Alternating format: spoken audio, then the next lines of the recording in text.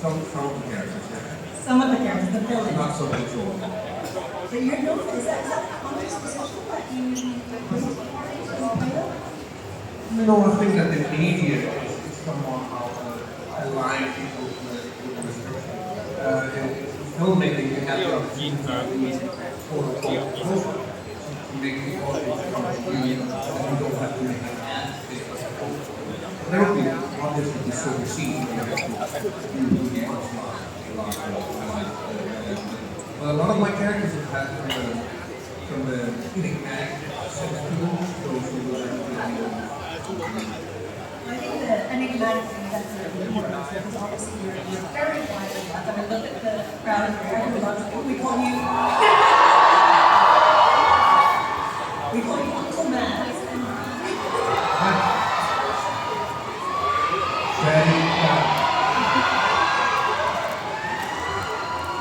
I've heard Uncle one time, but I hear that Daddy more.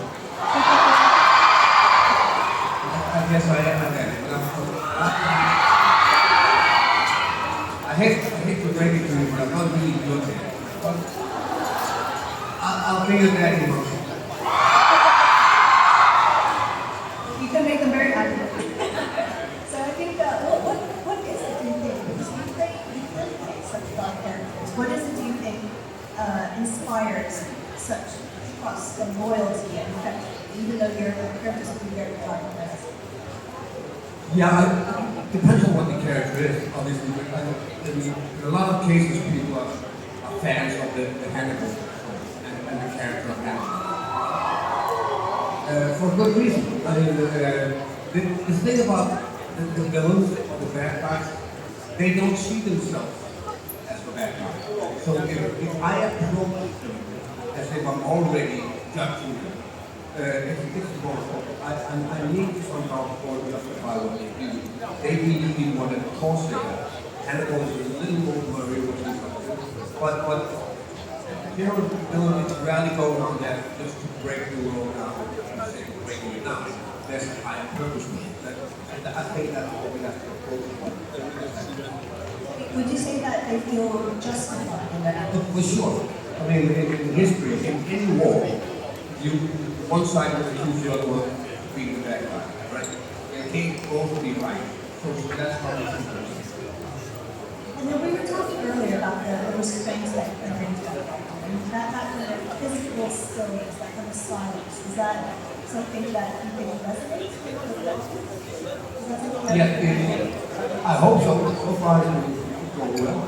And it's depending on what the show is filming and what framework we're dealing with. I mean, I've done quite a few comedies back home, and those characters are not restraining themselves. They're absolutely saying it out there. So it really depends on what the framework is. So I think when we talk about framework, and a lot of us here are fans of the series. So I think with that, he's a deeply intelligent character, right? So and then with that, it's almost more philosophical than it is emotional or refined. So with that kind of sentiment, is that, do you think that the audience connects more with the ideology or the ideas? No, he's a very specific character. I mean, I'm not the first one to bring it to life. Obviously, it was a book, and Anthony Hopkins did it to perfection, and obviously after him.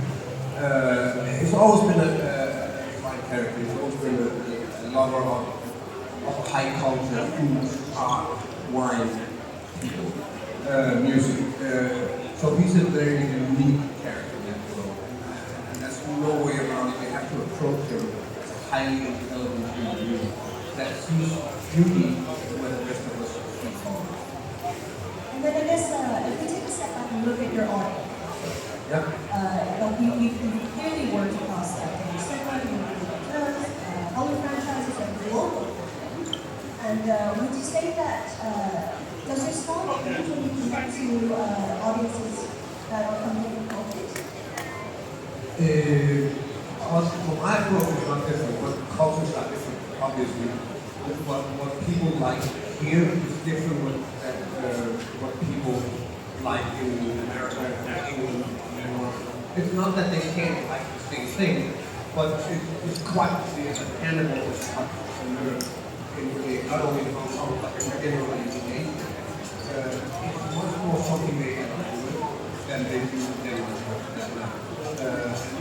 that's it's just a cultural thing. It's so interesting. I've done it. An example, I did a dark face comedy, because obviously the comedy is related all the three movies. And yeah, thank you. And we won an award for best drama in the Bahamas. They didn't find it funny at all. They thought it was a big movie. So that so the sound is very different. So would you say that given that, like, obviously a character can be read as but people is there any kind of approach that you take when you want to? Oh, for sure. I mean, I don't mind that at all. I'm sure that people in Bahamas also some of the funny sides of it. But even though it's a comedy, there's also a part that is a base that is found in something that we find touching. And that's what they saw more so than comedy, right? That's what I mean. I hadn't been that base that we were able to make that. So it's just different cultures focus on different things. And as you can tell from the turnout, I mean, half of this is for you, but there's clearly most of it is for you. Most of it is for you. But I think it's also clear that there's a huge kind of gaming and drama storytelling interest in Hong you have worked in movies, TV, theater, and do you think that you connect with your audience or communicate with them across different genres? No, I don't think so. I think basically my job is the same. The genre is different, but I still have to go in and focus on that character, whether I do it in a TV show like Hannibal or do it in a video game like Death Stranding. We still go in and do our part. We just do it in different environments. I was just talking to a friend the other day. If I was someone who had to catch up with the technology and understand it, I would be so stressed out. But I don't have to. I can focus on my craft and make it fit into those different universes. So far, we are not out of work, but it's actually expanding with the different universes and also the game universe. So when you say that right now and look at you as an actor, right, would you say that, I guess earlier in your career, what really got you excited about a role? Early in my career, I think just getting a role was very exciting because every actor wants to work. And you don't have to worry about that now. No, luckily, and I was very lucky from the get-go. I got to do something that I was dreaming of, a certain genre, a very rock and roll documentary style, handheld, low budget film. That was the first thing I did. And it took off. We all took off, directors and actors, and I didn't have to look back after that. But in general, we just decided to start working. The first 5-10 years as an actor, you're actually learning what the work is all about. So all kind of different genres, meeting different people will put you on a path of learning how to approach it yourself. And I've just been very fortunate to meet fantastic people on my path that have inspired me in my school. Well, what about now that you obviously have an opportunity to yourself and have people like yourself, what makes you say yes to a character now? Is it the director or the script or the riskiness of the movie? It could be all those things combined. It could also be, first of all, I have to have a story, it has to be a story that piques my interest.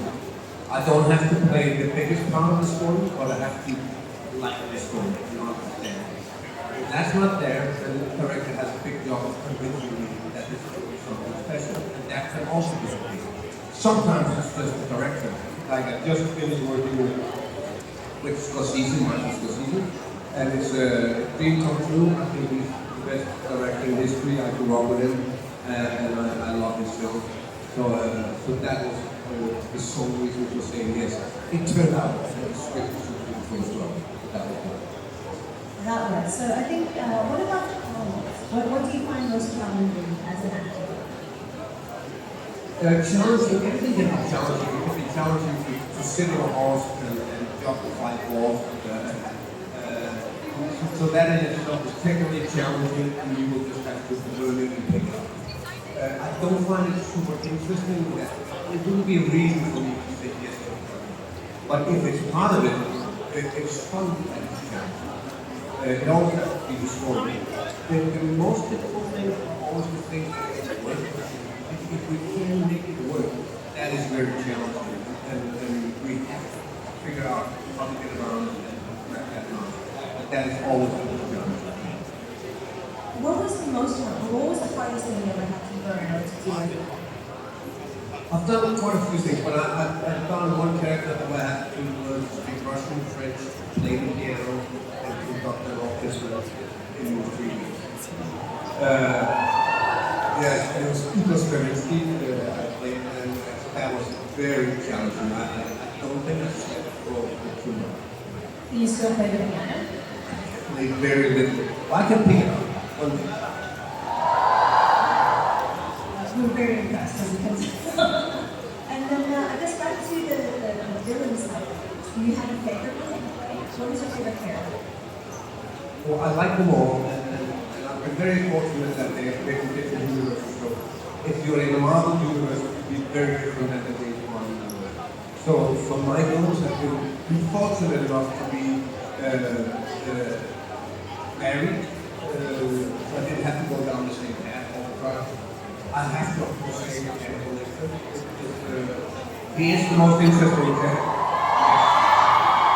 He is the most interesting villain I've ever played because, again, I don't see him as a villain. I see him as somebody who sees the world upside down. And that's what's making him interesting. Also, I spent 3 years with him.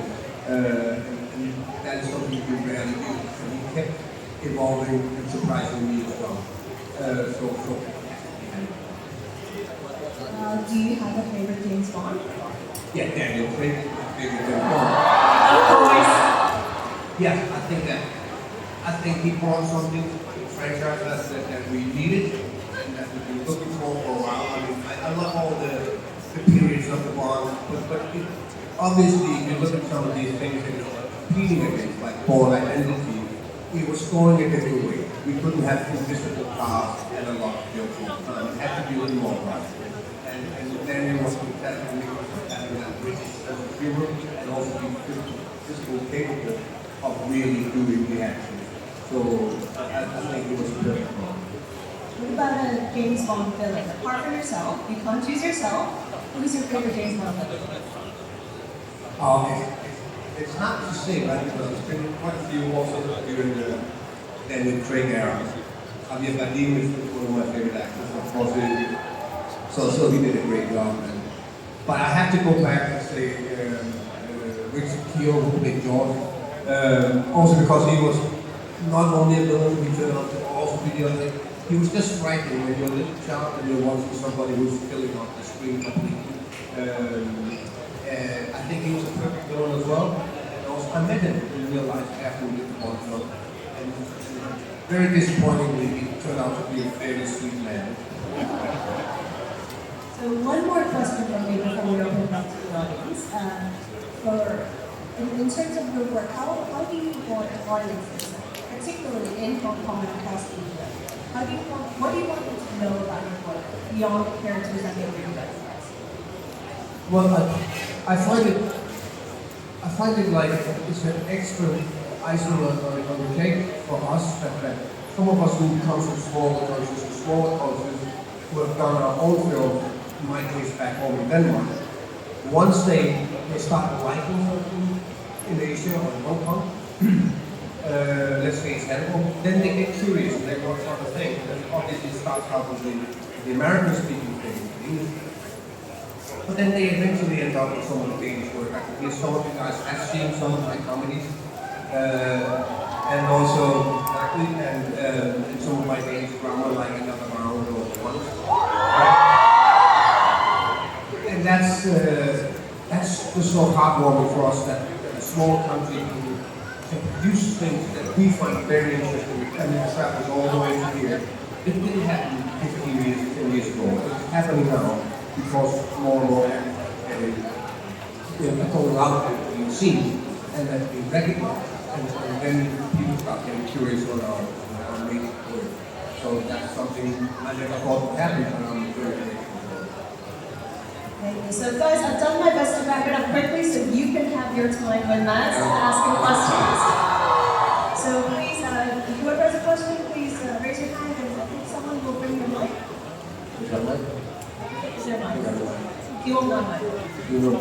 Mike. Mics are coming. I'm not going to pick. I'm not going to be the bad guy. You are the one. I'm the bad guy. I can be the villain. Hello, Matt. My name is Hani. I forgot when the last time I saw you. I just want to ask, do you have anything special or try? Yes, of course. Of course, being maybe the biggest fan of Bruce Lee, I'm going to spend Monday and Tuesday and to walk around his footsteps. Yeah, I'm going to do all of it. I'm going to see where his parents live in the museum.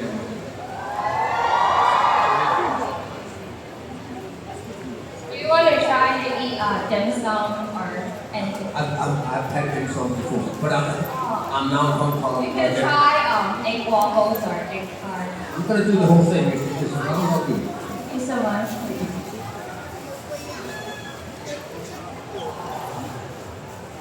Thank you.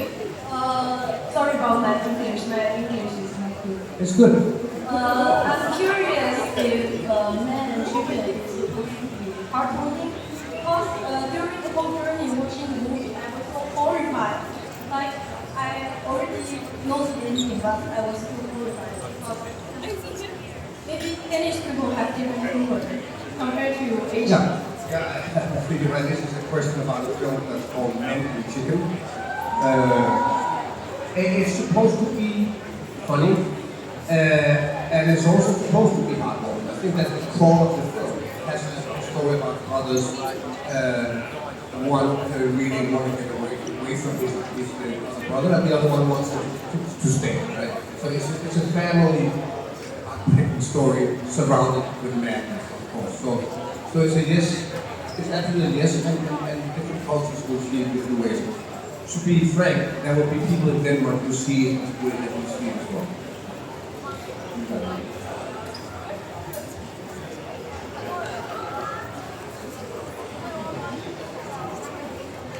And we all know that it's real and cannibal. They are known as murderer and husbands. So, how does your feeling between real and cannibal? Is there a different to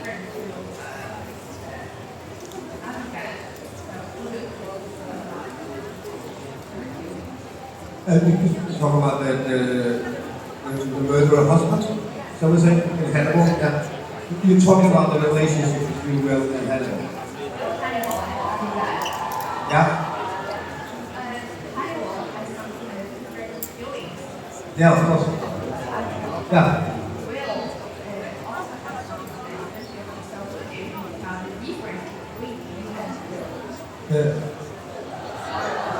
It's a big question, obviously. We spent 3 years researching what that relationship is. But to say it shortly, Hannibal views Will as the smartest man he's ever met, besides himself.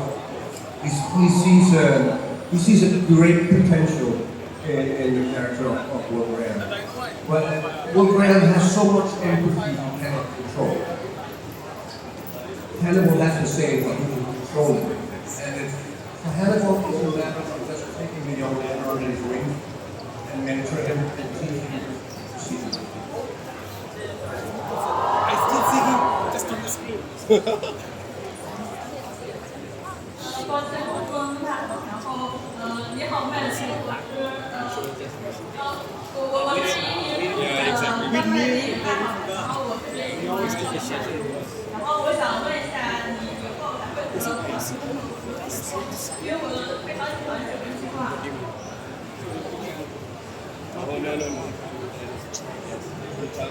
So guys, you asked is he going to cooperate and work with what?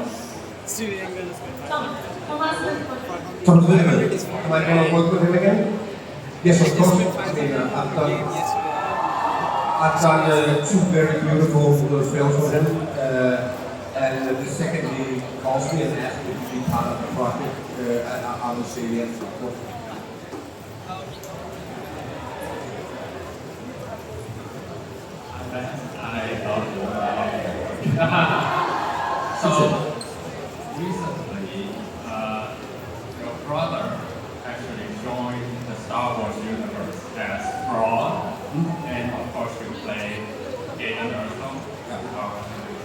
are you interested in any possibility, if any, to work with your brother in a Star Wars movie or drama? I would love to work with my brother at any time. We've done it very little, and I think it's about time we do it. I don't know the universe well enough to be sure whether Caleb Esso was at the same time as his character. So you know better than me. But if it works, and it only, I would love to do it in a Star Wars film, that would be obviously surreal for two brothers that come from Copenhagen to work in a Star Wars project together.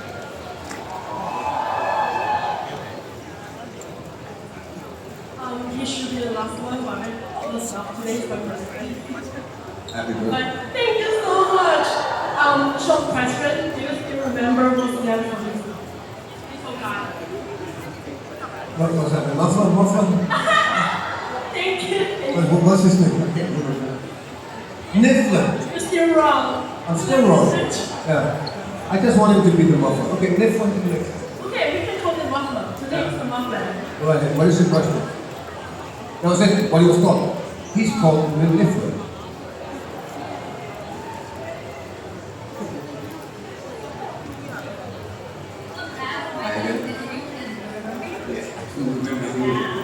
Thank you for your come home. And my first question is, do you meet Mikkelsen in New York? Did I meet the dance in New York? I was there for only 2 days, and I didn't have a chance. I did call him, but he was doing something else. I'm hoping to see him in Europe in a couple of months, but we do meet two or 3 times every year. Oh, thank you.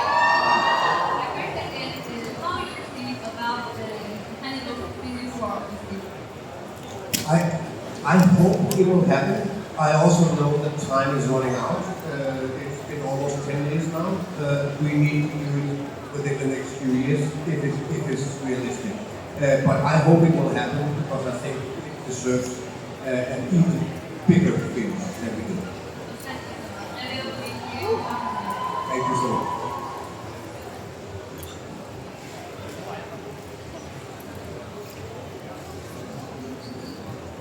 Hello, Max. Welcome to Hong Kong. Hello. Thank you. Yeah, and I just want to ask a question about the language. In Hong Kong, we speak Cantonese, and I know Max has always taught in many languages, such as another one, personally, I feel that Max has been focused in Danish. They are a little bit inadequate, but in the atmosphere, I want to ask, how do you consider the different between acting in your mother language and English? Thank you. Yeah, that's a good question. I think today it's not a big difference for me because when I started out doing stuff in English and eventually in German, French, Spanish, I think quite a few languages. You have to find your identity there, and it doesn't come overnight. So it's almost like 2 characters. You play the character in the film, and then you play Max in English. And those have to morph together eventually. I think I'm getting there, but it took me a while. Even though I feel home, I feel easy with English. There is an identity that sure. I think it's more together.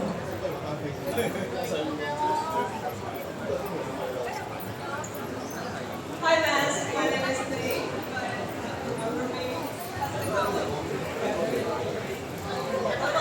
The Bumblebee? Yeah. Yeah, I have been your fan for more than 7 years since I was 15. The first time I saw your TV shows and book, and I just want to ask how you take yourself from one as you said before, you have a lot of really artists, they are always really every piece I saw you you are the right person for that. You are actually you are actually hyperbolic. So what's your unique reason that you Yeah, another good question. It's hard for me to put words on it. We try to understand the character as much as we can, and then we We will serve the story and the script, but obviously there's a part of us that is part of the character, right? There's no way around that. I think as long as you serve the story, that will come a character, and that will have a color that you will give as well as a person, right? So when you see, I love what Ellie did in the Fantastic Beasts, but when you see me, it's different because I'm me, he's Johnny Depp, right? And I like both characters, and so when I watched him, I was like, it's going to be difficult because I cannot imagine anyone else playing Ricky Wall. But obviously, if I've done it a few times, so that's how we approach it. We don't try to adjust the character to us, we try to adjust us to the character, and it will always be the flavor of us. Okay, we have time for one final question. So,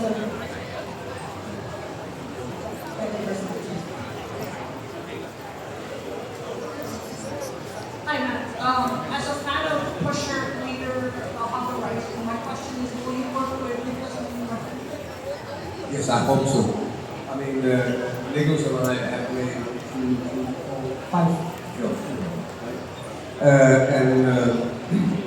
Yeah, we started out together. I cannot imagine the world where I'm not going to work with him again, but it's been a while now. He's working with different actors, and I'm in other places with different people. I meet him once in a while. I'm pretty convinced that we'll do something again. well, we're very excited to see that. Unfortunately, that's all the time we have for today. But thank you so much for your time with us. Well, thank you for having me, and guys. I've really enjoyed coming on so far. I think you are fantastic people, and I have, as I said, 2 days to see your legendary city. So I can't wait to get out there Monday and Tuesday. And then I see some of you later today, I guess. All right. Thank you. See you later. Ciao.